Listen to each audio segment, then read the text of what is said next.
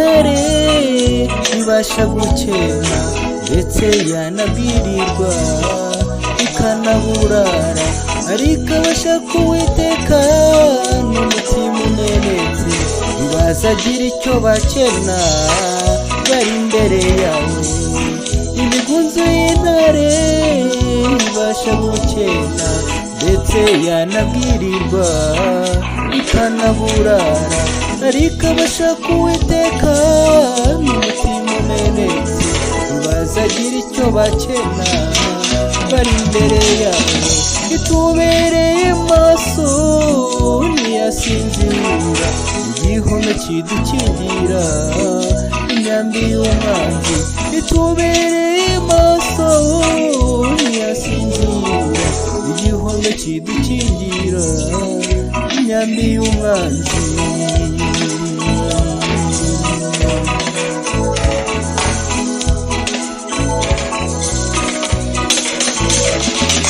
Kuko intare y'igisore yivugira ku muhigo wayo yicogozwe n'amajwi menshi y'abashumba n'urusaku byabo biteye ubwoba, niko Uwiteka ajya turengera.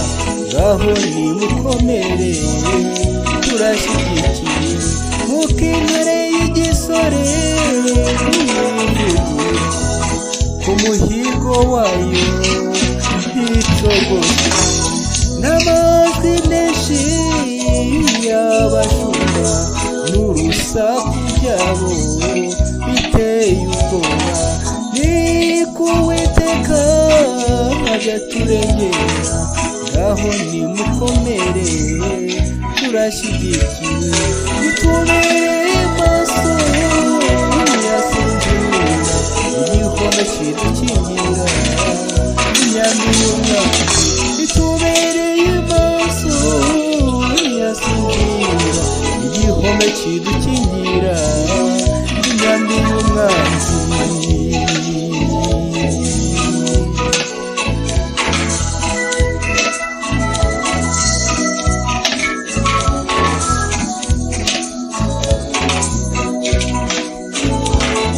Ngaho nimutware intwaro z'Imana kugira ngo mukomere mu minsi mibi, muhagarare mushikamye mukenyeye ukuri, mwambare gukiranuka nk'abana b'Imana.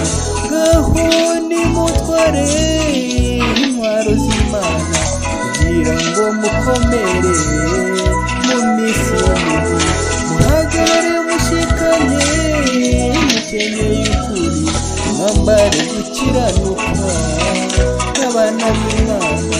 Itubereye maso ntiyasinzira, igihome kidukingira imyambi y'umwanzi.